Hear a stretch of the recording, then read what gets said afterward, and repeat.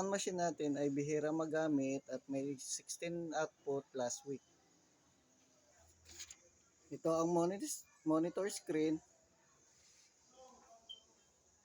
at ang needle bar. Maayos magtahi. Dito ang bobbing winder,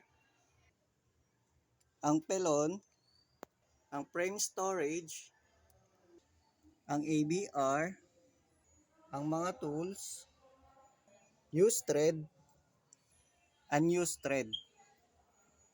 At ito naman ang production log,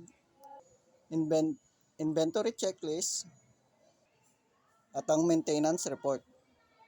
Sa file management, ang storage capacity namin, saving file, ay nasa 2,439 na. At hindi pa ako nagdi-delete last week. Yun lamang po. Salamat.